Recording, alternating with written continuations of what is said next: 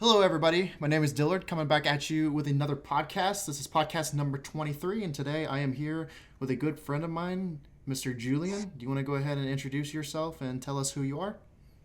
Yes, I'm Julian Gallardi, aspiring Yankees reporter. I'm all over Twitter. I always have stuff going on. You guys can always talk to me. I'm easy to find, Julian Gallardi1. I'm also a big part of Grunt Talks, and it's a baseball company. We don't just talk Yankees, we do all stuff baseball. We hate Houston, so everyone can get behind that for sure. We also are sponsored by Thrive Fantasy, which is an app that you pay $20 for. You get a match. It's like a daily fantasy thing. So that's what we have going on. We got some big plans for the year. We do content, power rankings, videos, breakdowns, kind of like all. We got it all. And I will definitely link all of these different sources and outlets that they have on below, not only on YouTube, but once I actually post this on Twitter too. For those people who usually get my videos from Twitter, I will definitely post the links to his Twitter and all of that too, so you can help him grow because he deserves it. He does a lot of good work, not just surrounding the Yankees, but he also is just very active with baseball in general. So today, I thought we would talk about the atrocious, horrendous, horrific series against the Tampa Bay Rays, the three-game series where the Yankees ended up getting swept, and the long list of injuries that continues to stockpile. Even though we thought it was gone, we thought it was just a one-and-done type of year last year. We thought the injuries would not come back to haunt us, but it's very clear that it seems like the Yankees are cursed. What do you have to say about it, Julian? Because I'm sure you have a lot of very negative things to say about the series, because even as optimistic as both of us are, not in the sense that we're worried about the Rays, I think we can definitely come back and beat them once we play them. I think we play them again sometime in September for a three-game series in the Trop. Hopefully the guys are all healthy. Judge, Stanton, DJ, Glaber. Hopefully all the team's healthy. We can only hope and pray. I'm not worried in a sense that I think it's over. Nothing's a guaranteed deal until you play them in October, until you get knocked out. But, there's really not much to be said in a sense of positivity for this series. So let me know. Go ahead and Yeah, give I me a mean, breakdown.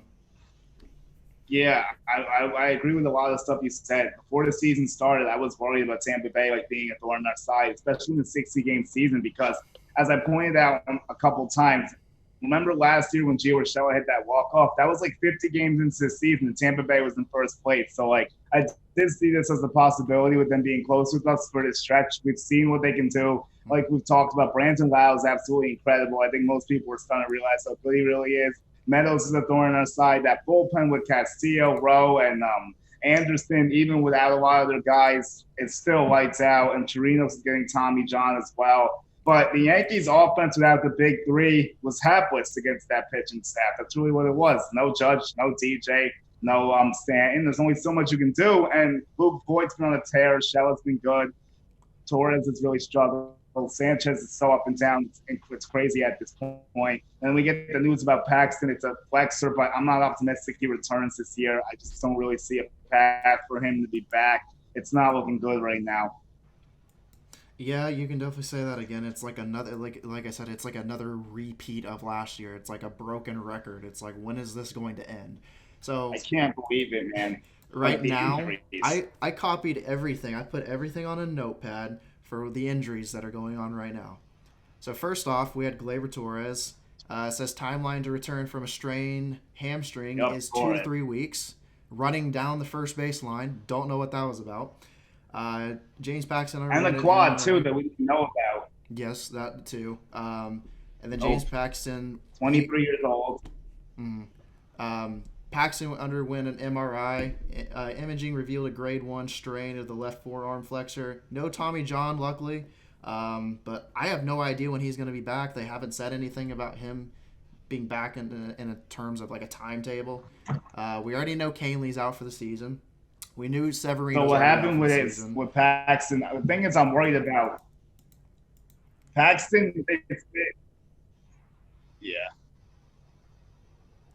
So Paxton, they say he's going to go at least 2 weeks without throwing. If he could somehow get through that and then not feel pain, you have to build him back up. And I was saying, made this point in the tweet. I'm like, by the time he gets built back up, and are you going to trust him to go in the playoffs? It's a big gamble. Like, by the time he might be ready, it's almost going to be time for like where the games really matter. I don't know, honestly. I Mm-hmm. don't know. I'm not too sure what's going to happen with him. Mm-hmm.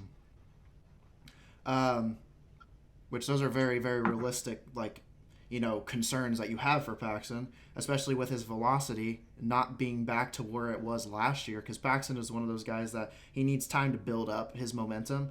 He was at his best last year in the months of August and September, and you can't wait that long for a guy to get up there. I'm a huge Paxton fan. I don't know where it's at right now. I won't go fish it out. Me too. This hurts me. I hate saying this right now. Mm-hmm. I won't go fish it out. I have a Big Maple shirt too. This really hurts me. Like, this sucks. Yeah. I have a hoodie of his. So Big Maple does mean a lot to me. But as someone who has a lot of expectations for him, he hasn't looked that hot. If you go down the injury list again, you have Judge out. Judge should be here, though. The good thing about Judge is he should be back for the Atlanta series. DJ's out for 2-3 weeks. I don't blame DJ, though. He's had that type of injury with his left thumb was sprained, but he's had that same type of injury. He had it back in Colorado, I think 2 or 3 years ago. He'll be out for 2-3 weeks. He did. Stanton, I think 2 at this point. I'm feeling 2 right now. Mm-hmm. Stanton, he's going to be out. Don't know how long he's going to be out for, other than they say maybe around 3 to 4 weeks. Don't know if that's guaranteed. I'm going to guess at least 3 for G. His timetable's always, Mm-hmm. That's the thing with G. He's so frustrating. Like, I don't even like talking about timetables. Mm-hmm. And then we have Kyle Higashioka. Like, I'm going to guess 3 to 4. We also have Kyle Higashioka with a right oblique strain, and then Luis Avilan.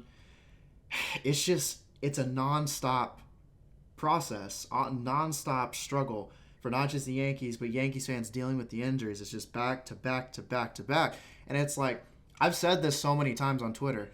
I'm not a medical doctor. I'm not an expert in the medical field. I'm not an expert in terms of the strength and conditioning team. I don't go to the gym repeatedly and, stress my body out. But something's got to change. I don't know what they're having these guys doing. I don't know if they're not stretching enough and doing too many, upper body workouts. I don't know what's going on.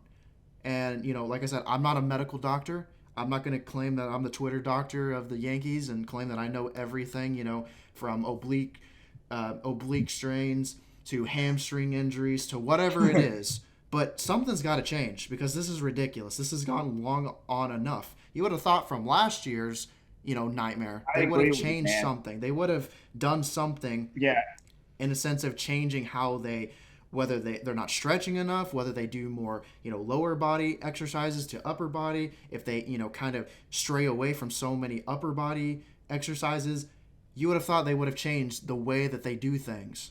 But it seems to be that they haven't changed anything, and reality from last year is hitting again. And this team is struggling injuries again. It is ridiculous. It is a nonstop thing, and it's just like, when is it going to end? When do we expect these injuries to end? When do we expect the Yankees to finally be uncursed? No, bro. I 100% agree with you. I don't know what it is. I don't know what the problem is. We have so many. They're all soft tissue injuries too, for the most part. They're all like the same thing. How many guys get body parts strained? Brain tight hamstring, Torres with a hamstring and quad, and you have Stanton with the. I don't even know anymore. What was it? The hamstring for Stanton? I think it was. I lose track of this. It's getting frustrating. Mm-hmm. And you have Judge with the cap, who maybe could have played, but they didn't want to push it. I actually respect the decision for him on the IL. I don't think they should have tried pushing him. Some people think they should have. I don't think so, because if it got worse, then forget about it. Just hope it doesn't happen again. But it's just beyond frustrating. Mm-hmm. I don't know. They changed the training staff, but the same stuff happens. And I'm not using the spring training as an excuse. People want to go there and say that's it. But no, this has been happening for like 3 years. Even in 2018, we were dealing with this a little bit. Not as bad, but no, it's not the abbreviated spring training. I don't buy it. Mm-hmm. And I don't remember who it was, but I remember somebody on Twitter said something about how it was somewhat fun and entertaining in 2019 to see a lot of these new and younger guys to get a shot in that next man up motto. This year, it's completely old. Like, okay, last year it might have been fun. This year, I don't care about it. Like, I want to see the Death Star lineup. Same thing, bro. So, I said I'm done with next man up. I'm done with it. Like, I like Ford, but Ford over Voit? Absolutely not. Never in a million years. Nope. The only new guy No that I way. really want to see get more consistent at bats as of right now is Clint Frazier. That's pretty much it. I And that's only because Judge is want to see out. Tauchman get more at bats. Well, yeah, definitely Talkman. I would say, in a sense, I don't understand the whole Guardy over Talkman. This has gone on, I think, long Oh, it's enough. bothering me. Thank you, thank you, thank you, thank you, thank you, thank you. You must be looking at my Twitter because I say this almost every day. It's just bothering me to no end. Mhm. And then that pinch hit Gardner, and you take out Clint Frazier, and then you have the sweet. And I hated the move to put Andujar in because Tauchman hits lefties well, man. And Duhar's been ice cold. I don't get that move at all. Mhm. Tauchman's a good hitter. Just let him hit. Mhm. Yeah, I actually that second game in the series, I actually missed because of work, and I'm so glad I did because when I That was finally a got tough one. back, when I got back on my phone and saw Twitter, it was like hell literally froze over. Like there was Bro, that was so bad. much disaster on Twitter. It was bad. And then I went to go see the highlights on YouTube, and I was like, do I really want to do this? Do I want to put myself through this pain? But I'm like, I need to know what happened. And yeah, you're pretty much right. Like the whole substitution for Miguel Andujar, a guy who is basically looked more lost than any hitter on the Yankees' entire lineup. Obviously, his defense is atrocious. I don't think we really have to talk about that. Both as That's a a broken outfielder and a record, third but we know what it baseman, is. I've kind of already been long gone and done with the Miguel Andujar experiment in left field. Didn't really think that was going to be a good idea from the get go. And I mean, I know you're not like huge into the analytics like I am. Like I'm a big nerd about it. I will admit I'm a nerd with it. I love I get stats. They into it a little fascinate bit, but I me. don't dive in as deep as you do. Um, but even then, it's like even though I don't like average, I think average. There's so many better stats than average. There's I only agree, but it does matter still. well, that's what I was gonna say. Like, there's only so much I can say about a guy who's hitting 0.95 or a guy who has an on base percentage of 136. Like, there's only so much I can say about a guy who's posting those type. Literally, Andujar in 22 plate appearances has posted a negative .5 WAR. I'm pretty sure that's the lowest among all Yankee players It's and one of the bad, lowest in the league in general. Like, I can't think of a bro. genuine good I think the excuse. Yankees broke in too hard, like literally.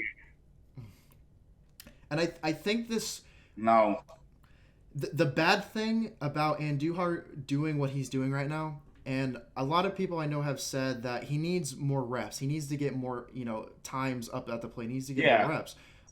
Which, I'm all I agree. for it in a sense, like giving him occasionally plate appearances.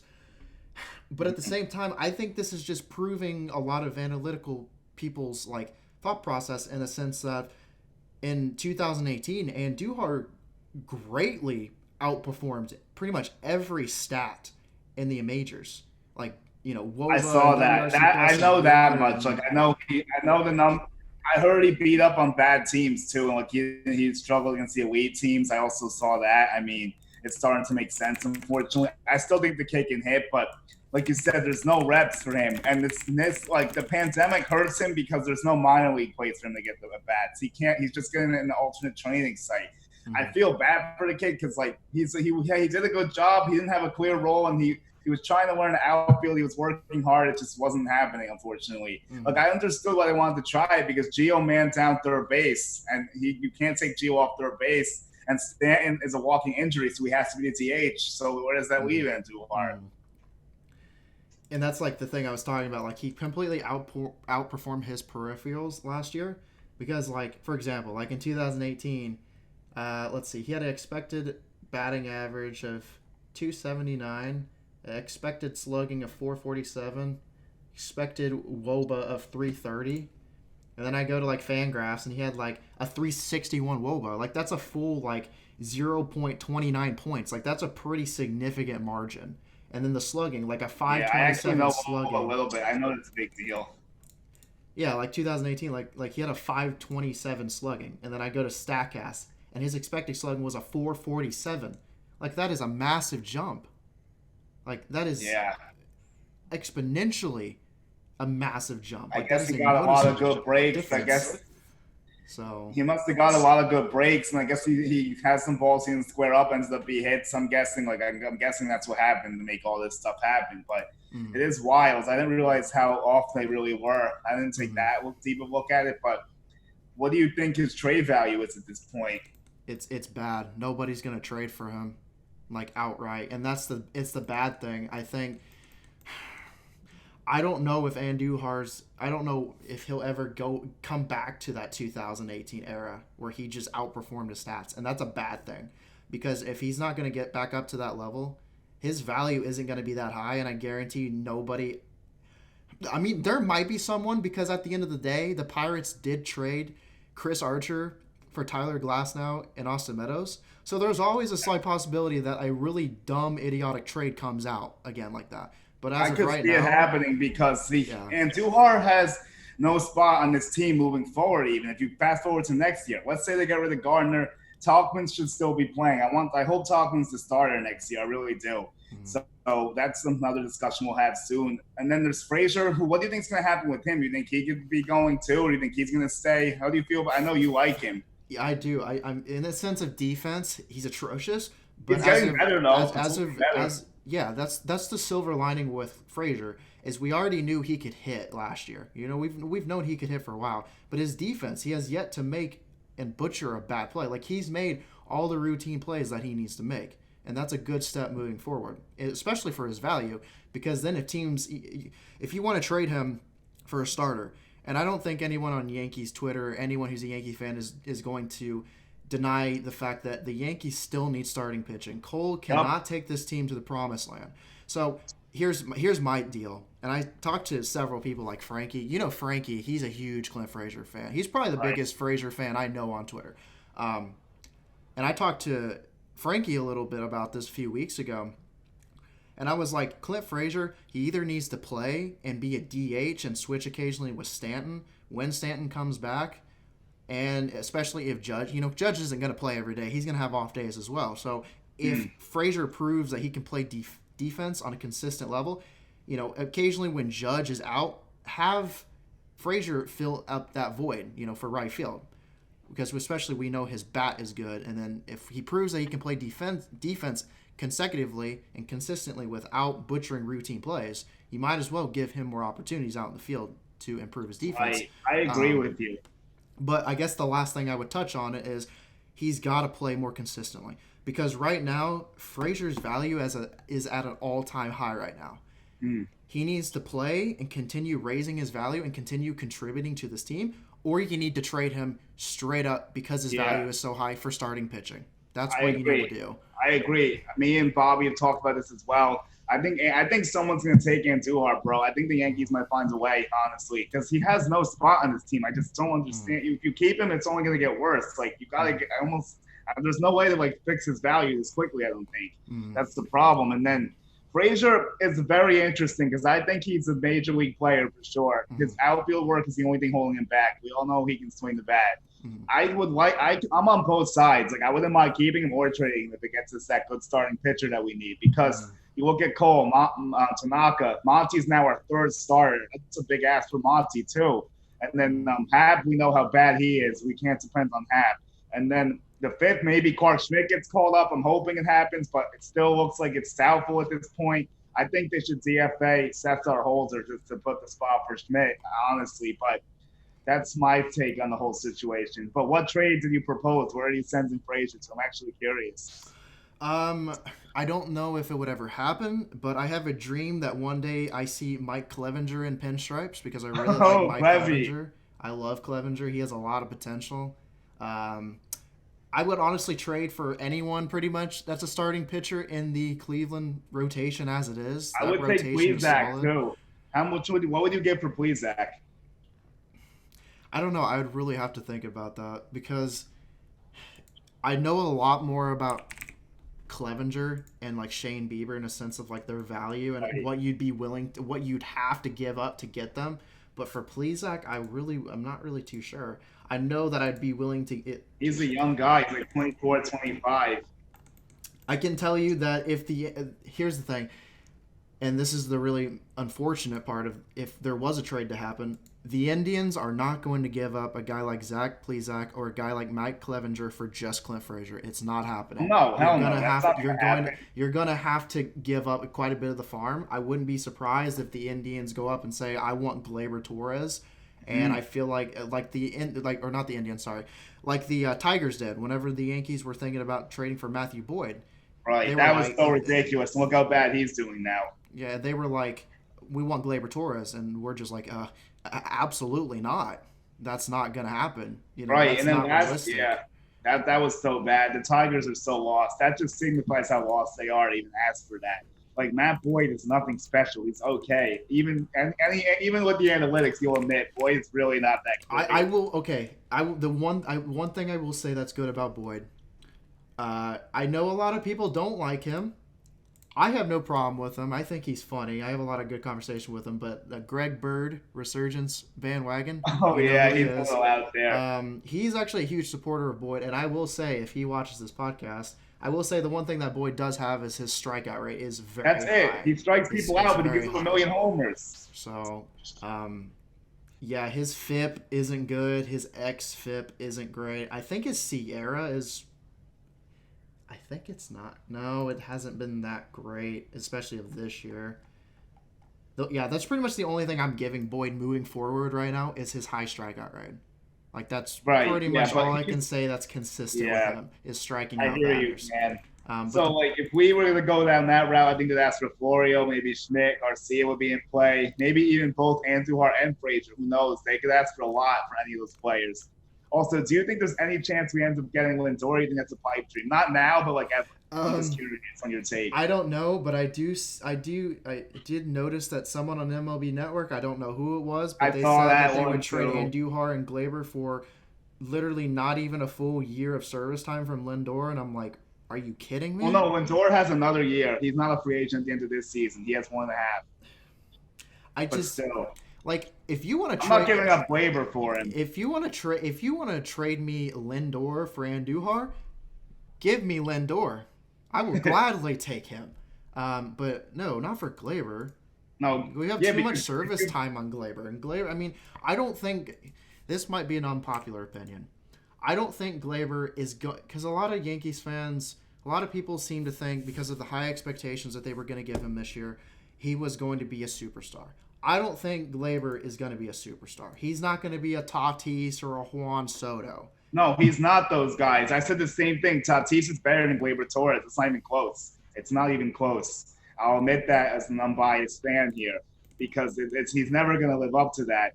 And I'm curious, do you think he should go back to second? That's why Lindor makes some sense because maybe you put him back at second and you get Lindor at shortstop. Like, I've definitely thought of that as much as I love DJ. The only thing I would say about that, and I'm a firm believer in this, is I don't want DJ playing anything else than second because DJ is at his best when he's playing second, and I want people to play their very best position. Like, sure, Gleyber is definitely better at second as of right now than he is at shortstop, but DJ is miles better than Gleyber is defensively. Like, he is elite. Oh, for sure. He's elite at second base, so... I know a lot of people are like, why not, occasionally DJ at first and all over this, and I'm like, I seem to be one of the only few people that's like, stick DJ at second. I don't want him going anywhere. I just want him to play second. I'm perfectly fine with that. Right. So do you think we should let Torres go through the struggles and he'll get better? Like, he's never going to be a great defender at shortstop. That's pretty obvious. Like, it's not Andujar bad at least, but it's not great. Well, he's definitely not Devers bad. I will say that. Devers is actually worse defensively. Devers is actually atrocious. I know Bogart's not that good defensively. I still think Bogarts is definitely better than Gleyber, though. For sure. It's definitely better than Gleyber. I said something about this on Twitter, I think like 3 weeks ago now, and I don't know. I don't know the answer to this question. It was more just like a speculation. But I basically said something along the lines of, I wonder if Gleyber Torres is struggling because of the high expectations that people had on him before the season began. And, like I said, I don't know. Only Gleyber will know this. Only the clubhouse will know this. The Yankee organization itself will know this. but I'm wondering if that's weighing down on him mentally to the point where he It can't looks like it focus. almost. I know. I So, have a good friend named Ashley Fox who's like close to the team, and she thinks he looks uncomfortable at shortstop, but she can tell by some mm, mannerisms like he just doesn't look like he's happy there or something. Like he mm, just isn't flowing at shortstop, and he has the yips almost to some of the throws. Like they're easy plays to make, and he's just not making them. Like it's not like mm, they're even hard plays. He's making mm, errors on for the most mm, part. I mean, it's just tough to watch. And hopefully, he can get through it. He was starting to look a little bit better before everything happened with the injury. Like it was starting to get a little better, but now he's down. And hopefully, he comes back quickly. Speaking of that, what do you think we should do with our middle infield? Are you trust Wade and Tyro, or do you want to get someone to push them in this deadline? I know we got Jordy Mercer, but that doesn't do much for me. That's like it's like okay, but Brock Holt's actually available now. you said who's available? Brock Holt got designated for Brock assignment Holt from the today. Brewers? Yeah, he Really? got DFA today. Interesting. Um, Honestly, I've said this about Wade. I don't want him hitting consistently. Thank you. Me either. He's Me not. either. We have a lot of similar views. I'm liking it so far, I don't think he'll ever be I don't think he'll ever be a consistent hitter. bro. That's He the won't problem be. with He him. won't be. And you can look at the Um, deeper numbers that tell me. So now I know I have some merit behind this statement. but the thing that I do like about Wade, and I've discussed this with, there's several of them. Do you know who Eric is? Yeah, of course. I know Eric. Yeah, I've seen. Him a few I times. know there's several Erics. I'm talking about Eric Albert. Yeah, Eric Albert. Oh, Eric. Eric Albert. Me and him Yeah, are yeah, good yeah. friends. Yeah, we talk a lot. I know he's a big. He likes Wade a lot, and I've had the discussion with him about the fact that, like I told you, I don't think Wade's ever going to be a consistent hitter. But the good He's thing not, about man. Wade is he is a very flexible player in a sense of he can play anywhere on the diamond. You can put him in the Right. outfield. You can put him anywhere in the infield, and he'll play elite defense. And he can run, and he's useful, especially with the new rule. But Tyro's Mm. bat, I've been banging on this drum for a whole year since spring training. Tyro's bat is 10 times better than Tyler Wade's. And then people are like, oh, it's not enough proof. I'm like, there's enough proof that I can tell that Estrada is a much better hitter than Tyler Wade. If you want to talk about Wade's speed and defense, fine. But Tyro's bat is way ahead of Wade's, and he actually has power, unlike Wade. Yeah, like that's basically what I was gonna say is like Wade, like you could pinch run him in key situations. He has really good sprint speed. He's one of the faster guys in the league, and he has smart IQ in the sense of base running. He's not He's a going to good make base a lot runner, of yeah. mistakes, which would definitely be key in certain situations, not in an everyday type of scenario, but occasionally in certain situations. Um, yeah, I would definitely say that. I wouldn't say like Estrada in a sense is like a much better hitter than Wade, like where it's like a big difference. But if I was to go out and say if there was a situation where you had to either pinch hit either Wade or Estrada, I'm definitely pinch hitting Estrada over Wade. Maybe I can't say So much better yet because the sample size is too small, but based off what I've seen, I believe he's much better. But it's definitely better for sure. There's no question about that. um yeah, I mean like definitely like Estrada in a sense of like slugging, it's definitely higher. I mean, you weren't playing around when you said he has more power to his bat. I mean, that would prove the fact that Estrada is like at least in the last two seasons from 2020 and 2019. If we compared that to Tyler Wade, the slugging isn't even close. Estrada in 2019 through 20, both of those seasons he was slugging over 430. And Wade for 2019 2020 he was only slugging north of 360. So definitely would rather have Estrada's bat in that position, although I would prefer not to have either guy as main contributors in the lineup. I want DJ back, I want Judge back, I want Of course. as much as people love to give Stanton crap, people don't realize that when Stanton is healthy and he's at his best, he is one of the best hitters in baseball. Bro, I've been saying this too. Like, I'm sick of this.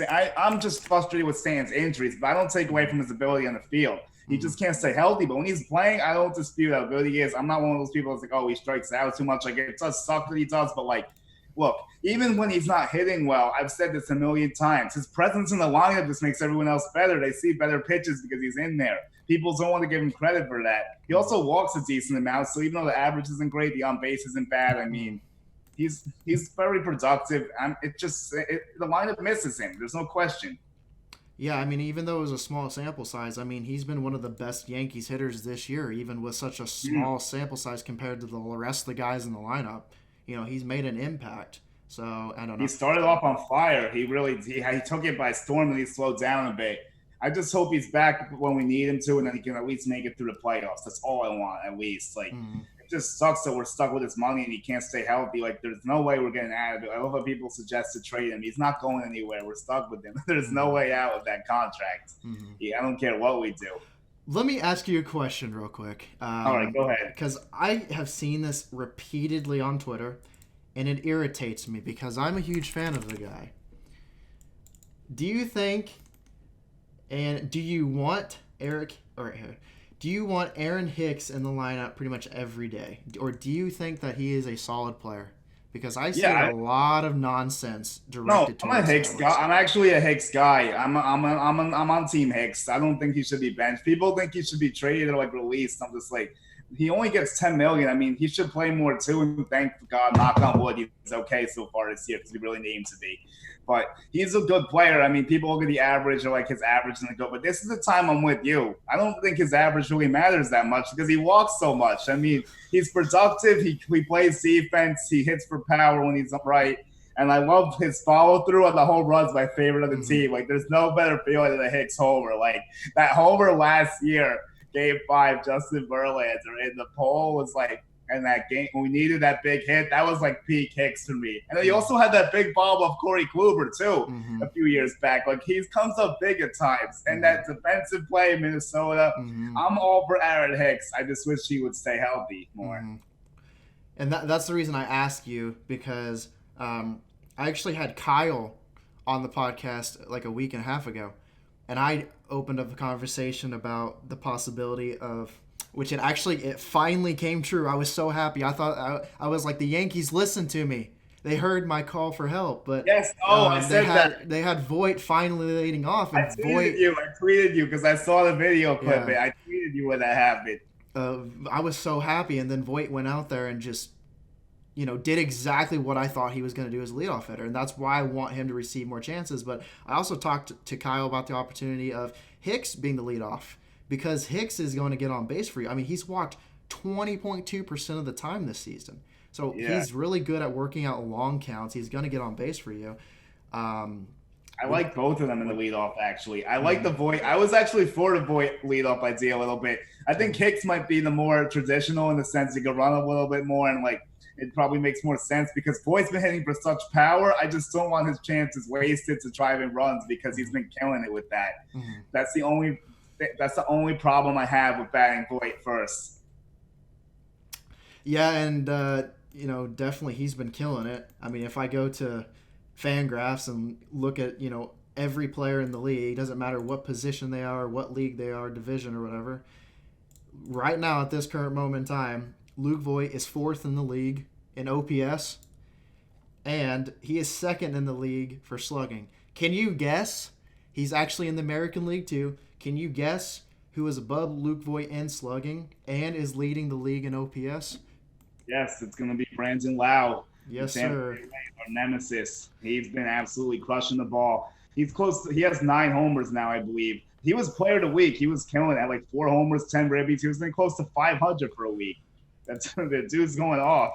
And I think it's finally opened a lot of Yankee fans' eyes. A lot of people didn't realize how ridiculous Brandon Lowe is. And that's not something I want to say, because I think it's clear that the Red Sox this year are not our main competition. It is the Rays. So I don't like giving the Rays any credit, but Brandon Lowe is a very special player. He's very underrated.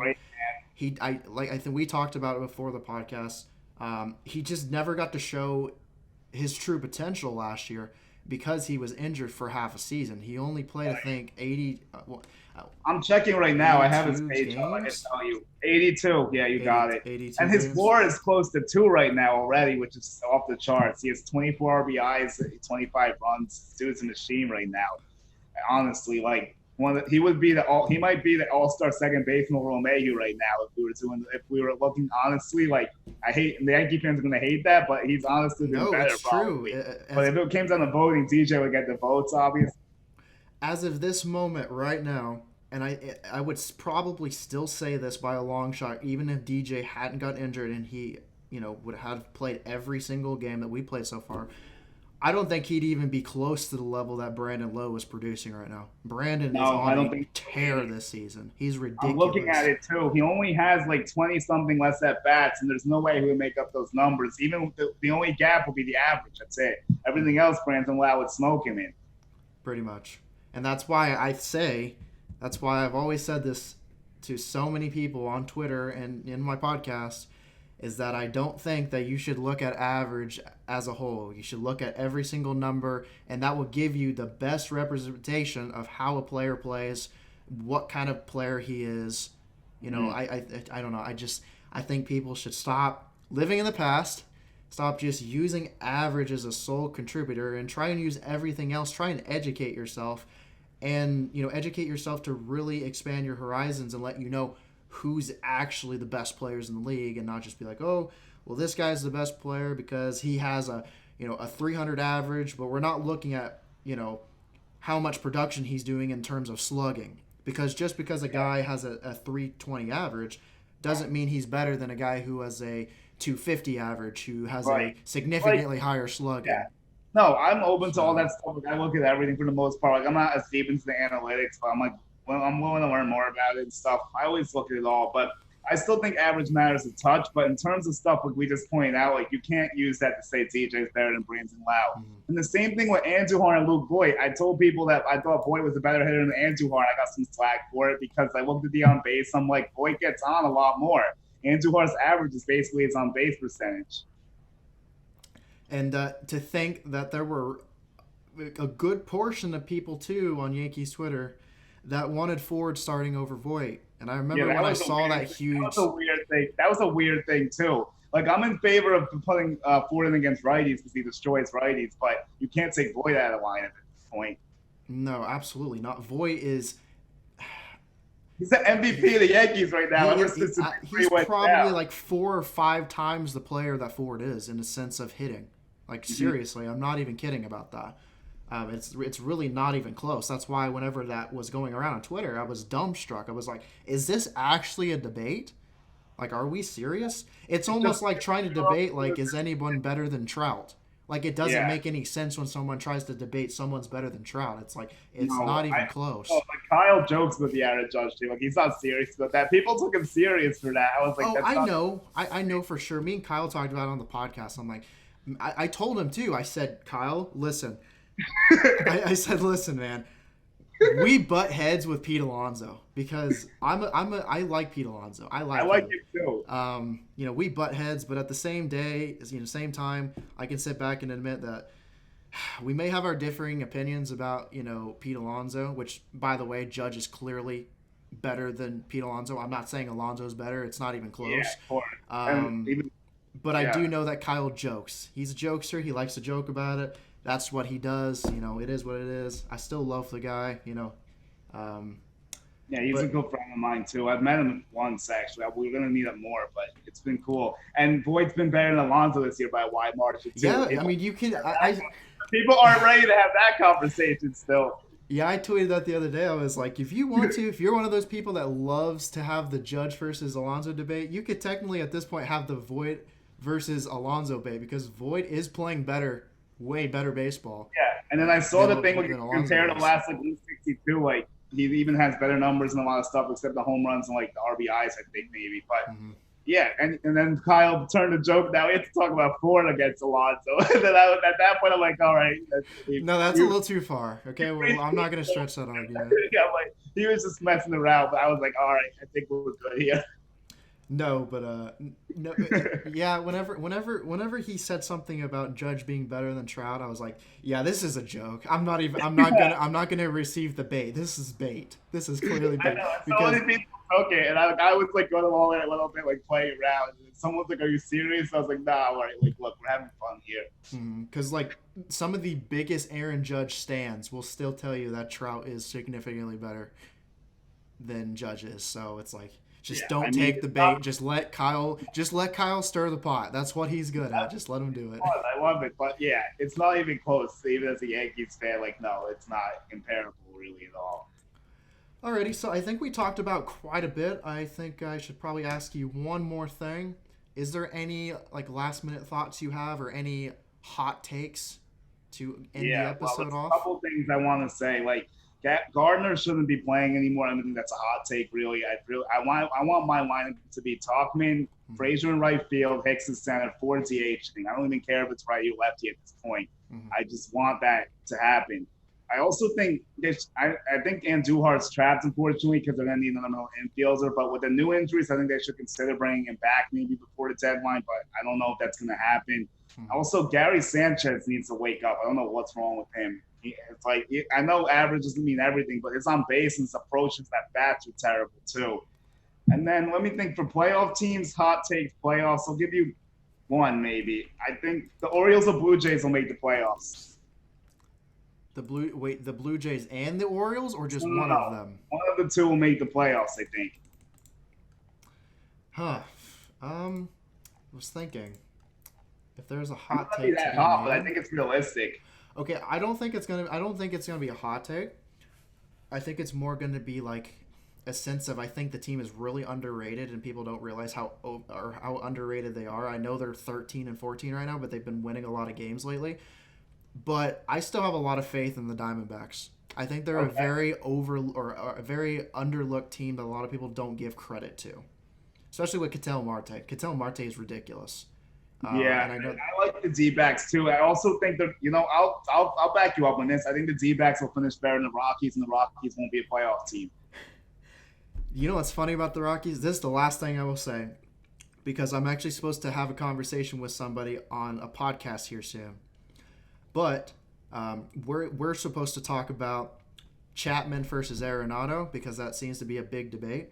That's a big one. And we also are going to talk about the fact that the Rockies had a hot start. They are now dead even, and they can't play on the road to save their lives. They are such a good team at Coors Field, but on the road, if you look at their home to road splits, it is a huge, and I mean it is a massive difference. Like I have it to is check on that. insane. It is insane how much that team is benefited by Coors Field. And it's not like I'm trying to penalize the Rockies. I like watching the Rock. I like Trevor Story. I like Arenado. I like Black. Yeah, they just need some So bullpen help. Their bullpen's not very good. um, I'm not trying to crap on the Rockies. Like I said, I like a lot of really good players from that team. Yeah, me too. But anyone who says that they don't get benefited by Coors Field is straight up lying to That themselves. is a lie. That's 100% So, lie. The only one that didn't benefit from Coors Field was DJ because he wasn't even a power hitter really. and But what's everyone, other guys do like Story, Arenado, Dahl, like whoever you want to name out, definitely benefits from Coors Field. I'm gonna say, I think the Reds will figure it out and make the playoffs too. I think the Reds will be a playoff team. I think they even have a chance to catch the Cubs. There's a hot take. Yeah, I will say the Cubs. I had predictions. I didn't really know how far they would go out, especially in a condensed season where anything is possible. But I can definitely tell you, I didn't expect the Cubs would be 16-9. I couldn't Me have either. predicted that would have Me happened. either. I'm agree with you because I thought the Cubs' rotation and bullpen was very weak. Their offense carried them, and I also have to give credit to a player right now, you Darvish. I slammed him. I thought he was done. I gotta admit I was wrong with that one. He's been fantastic this year. He looks better than ever, and that's a big reason why the Cubs have staying power. Mhm. I was actually gonna lastly point out the fact that you said something about you mentioned DJ LeMayu. Yeah, As far as I'm concerned, DJ LeMayu has proven, and I think everybody could admit to this, that he is not a product of Coors Field because with the nope, Yankees, he actually had, unironically enough, he had his best season last year with the Yankees. Not with yeah. the Rockies, but with the Yankees. And obviously, right now, he's obviously killing it. He'll be back. I'm not even worried about him. Whenever he comes back in 2 to 3 weeks, I really won't be surprised if he gets another multi-hit game. Like he doesn't skip a Yeah, beat. TJ. So No, he'll be fine as soon as he comes back. I agree. My biggest concern is Stan because his stuff seems to linger and he always seems to re-injure himself. Paxton, I don't know. I don't have much hope for him, I unfortunately. I Torres will be okay. Brayton will be fine. I just need everybody healthy by October. That's what I Paxton, I don't need. know though. I'm That's just what not I sure about need. him. Everyone else, I think you should get by then. Oh, I have another interesting question for you. How about the NL East? Who do you think is going to step up and be that team behind the Braves? It's like a big jigsaw puzzle right now. I can tell you it's not the Marlins because Oh, everyone that's was my like, "Oh bad. my lord, the Marlins are so good," and I'm like, "Are you serious? Yeah, everyone Really?" relaxed with that. It's like they couldn't even. They were struggling against the Mets the other night. The Mets They're they're putting 10 the and 10 pound town now. on them, and Yeah, they're about to start to go the other way. It's going to be Mets. Who do you have the most faith in? Mets, Nationals, or Phillies? That's basically what I'm asking you. that honestly, that whole division to me, especially with the fact that Scherzer doesn't seem to be where he's at, and then Strasburg is Yeah, out this now. today was really Um, troubling. Like he was cruising and he just gives it up like in the fourth. He couldn't can't come out of the fifth inning against the Marlins. Like that's a bad look. They're up 5-0. He just falls apart. Although he did get hit in the shoulder with a line drive, so maybe that contributed. mhm. And the crazy thing I will say about this is the fact that the Braves have Soroka out, and the Braves don't have the best pitching situation. But I still Pitching's don't bad. I still don't think any team's gonna beat the Braves. No, me either. Like Just no team has stepped up. That's why I said who's going to be the second team in that division, and it's anyone's game, honestly. yeah, I don't know. I honestly think out of pretty much all the divisions, if there is one division that is an absolute train wreck, it is the NL East. That division is a train wreck. The Phillies bullpen doesn't even exist. You might as well say they don't even have a bullpen. Yeah, they got Workman and Um, Embiid. You see that? yes, I did see that actually. I can't. I think that'll help a little bit, but Mm, like they need to do more probably because that thing's a train wreck. And then mm, and the Central's interesting too. It's basically anyone's game between the Cardinals, Reds, and Brewers to get behind the Cubs. I mean, mm. I don't think I want to. I don't think Washington. I don't think Washington has it this year though. It just doesn't look like they have it. I think it's going to be. I'm going to put some faith in the Phillies. I think they'll figure it out somehow. They have a lot of talent on that roster. Well, I love Juan Soto. He's one of my favorite players. The But beast. even losing Rendon is huge for the Nationals offense, I and said losing that too. also People didn't realize that. hmm And then they lost Mr. National. Ryan Zimmerman. He Right. decided to opt out of the He's season. a great glue guy for them. So it's like, and then they don't have Strasburg. The bullpen still for the Nationals is a question mark, and it's just like the Mets. The Mets are one of those teams that it's like I'm really tired of making fun of them because I wish they would actually compete and do something. Me Because too. I'm actually me too. offensively, they look so good on paper. Like I like Alonso, I like McNeil. I think Conforto is a very underrated player. I think a lot of people Very don't hot give and him cold. He enough just needs more credit. consistency. The problem with the Mets is basically outside Seth Lugo, their bullpen is atrocious. And now he's Um, starting for them too. They pushed him to the starting rotation because they lost Peterson. Their starters are dropping like flies besides DeGrom. That's the mm, problem. Diaz is actually getting a little bit better, but he mm, still has certain moments, mm, unfortunately. But Tantis is a train wreck right now. What do you think mm. about him? Train wreck. I kind of figured that was going to happen, and that's why the Yankees had no business re-signing him to even a I one-year contract because they kind of knew he was going to fall off. And it's really unfortunate because whenever he was in his prime with the Yankees, he was one of the best relievers. You could argue like the best reliever in the league. He was Yeah, he set dominant. that strikeout record. He had like 134. It's still the franchise record. He had 2 seasons 130 or more. Like you Mm. don't see that. But and then the Mets defense, Yeah. terrible, like absolutely terrible. So it's just like I don't know, like that whole division is a complete train wreck. It really is anybody's game for second place. I don't know. For all I know, it could be the Marlins. Who knows? Yeah, imagine the Marlins get it. Like, there's gonna be one strange team like the Marlins or Orioles that make the playoffs. Like guarantee there's gonna be one very weird team. Maybe Blue Jays. Definitely, definitely not a hot take, but I can guarantee you, two teams that are not making the playoffs: Let's hear them. the Mariners and the Pirates. I don't think that's even Oh questionable. yeah, obviously. And I'll give you a third one. Actually, I'll give you two more. Angels and Red Sox as well. You could also disregard the Royals and Tigers while you're at it. Honestly, if we want to talk, we could talk all day about the AL Central. That is a tough division right now That's with the Twins, interesting. Indians, and White Sox. That is a right now. The Twins are leading. The Indians are half a game back, and the White Sox are only a game back. Like that I'm division looking at is it. going It's to be very. I didn't really realize how interesting. condensed this was. Yeah, I Mhm. think all three of them make the playoffs. That's not a hot take either. I don't think. Obviously, I think actually, it's kind of crazy that we were talking about the Blue Jays. How I hope the Blue Jays sweep the Rays because I'm watching right now. I actually, to be honest with you, if there's one team I really haven't been paying attention to, which is kind of ironic because they're in the AL East this year, is the Blue Jays. But they are 13-3 at this current moment in time. Yeah, they're only 2.5 games behind us. I didn't even realize how close they were. So I still want the Rays to sweep them because I think, in all, the Rays are a significantly better team than the Blue Jays are, and I think we want the Blue Jays to get the sweep. I'm not changing my opinion. Like, I definitely want the Jays to get the brooms out for this series. I kind of want the Orioles to start winning. Like, Orioles, like, they're 12-14. I'm like, can you please start winning again? Like, I want to see them. One of those two will get it. Orioles or Blue Jays are going to be the 8th playoff team. And one of those two, it's just we're going to see which one. That's what I think's going to happen. I really wish I could say the Angels, man. Angels are lost, bro. I'm so tired. I'm so tired of Trout not getting any help. I want them to actually do something for their pitching. Bro, this is an infuriating thing for me. People are like, oh, the Angels are fine. They're trying. I'm like, no, they're not, dude. Like, how many times do they keep doing it? It's like, they're like, oh, they're just one pitcher away. Well, where is that pitcher? Like, he never gets there. It's never happens. It's the same thing every year, even in the shortened season. Rendon's a great move, but they didn't address their problem. They need pitching. And Ohtani's not the answer pitching. I don't think he's going to be it. He just keeps getting hurt. Like, if anything, he has to be a reliever and just hit. Like, he can't be – I don't even know if he can be a starter, honestly. Mm-hmm. Well, that's what I said last year. Last year. The end of the season, before the Angels signed Rendon, which if they would have done this, I would have been half right, half wrong. Because Bumgarner has been absolutely atrocious this year. But Ryu's been solid. But I actually said that instead of signing Rendon, because I don't think it's the offense the Angels can't muster up. It's the pitching. I think they should have went out instead of signing Rendon to a massive contract.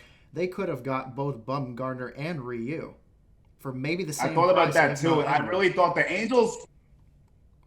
So, yeah, that's. I mean, I don't. Bro, I thought about that too. I thought Ryu. I thought Ryu to the Angels would have been a home run. I thought they really should have done that, especially because he was a Dodger. Wouldn't have been a bad move for him. And he's been doing pretty solid. He's pitching well right now, actually, like 5 scoreless against Tampa Bay. So he really could have helped Anaheim out. He would have been the perfect filler, like not exactly an ace, but like at least something to give the Angels some life in the rotation. Like because he was a little bit fluky last year too. I'm sure you know as well. Like his numbers were definitely like not as good, like kind of a fluke in a way, but like he was still really good, obviously. But it's not like how good you would think, I guess.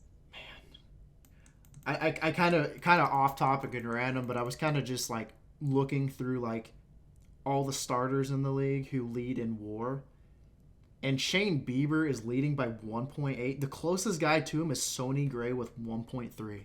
It's just like Bieber has 1.8 WAR and Gray has 1.3. Yeah.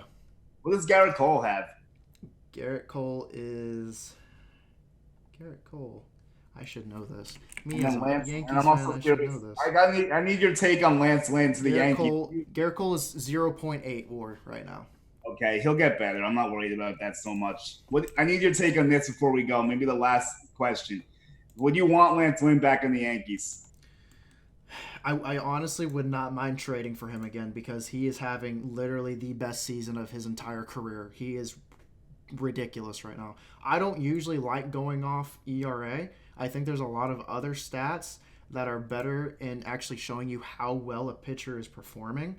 Right, like FIP and Sierra and whatever else. FIP and Sierra and other things like that. But, like, if I go to pitching on Fangraphs and I go to individual player stats. His WAR should be close, too. His WAR has to be close to Sonny Gray's. What's Lynn's WAR? I got to go to ERA. Lynn has a 1.37. I'm looking at his stuff right now. Right now, Lynn is a 1.2 F4. Oh, okay, so he's right by there. Mm-hmm. So, like, my question when me and my co-host struggle with is why do different sites use different WARs? Like, why can't there just be, like, one thing for WAR? That's, like, what bothers me about it a little bit. Mm-hmm.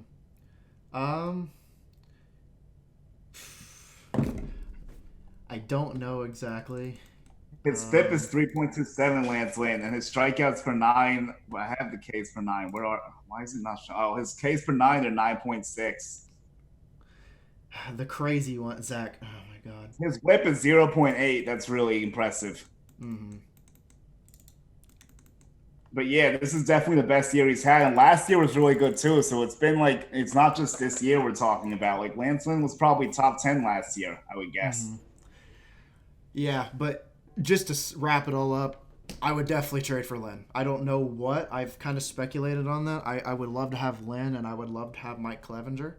But I think the thing is, if any team was going to go out and give up solid starters, such as Clevenger and Lynn, they're probably going to start at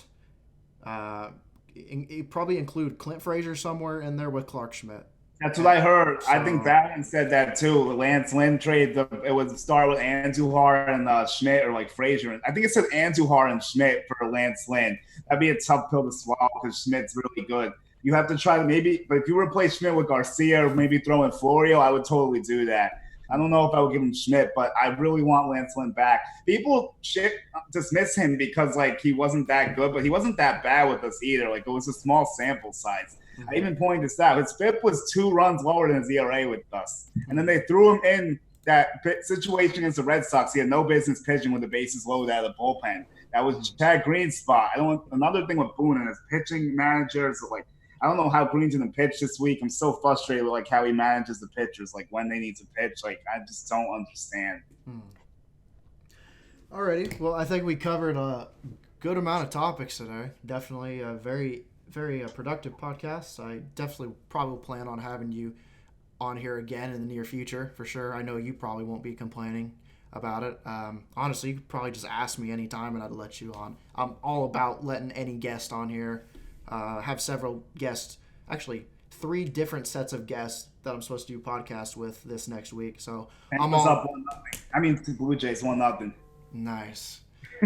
But yes, thank you so much for having me. You know, I'm always here and willing. I just have a crazy schedule, so sometimes it's tough for me to like be able to do this. But this was a great time to get me with all this dead time. And I'm like, well, and I thank you for having me. Obviously, I can give you the info after. I also talked about it in the beginning, but like basically just grunt talks. Julian Glardy 1 on Twitter. That's like the grunt of it.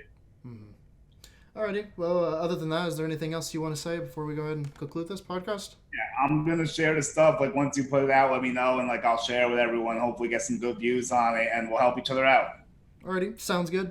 Hope all of you guys enjoyed the podcast today. Definitely let us know in the comment section below and on Twitter whenever we post this. Give us some feedback on it.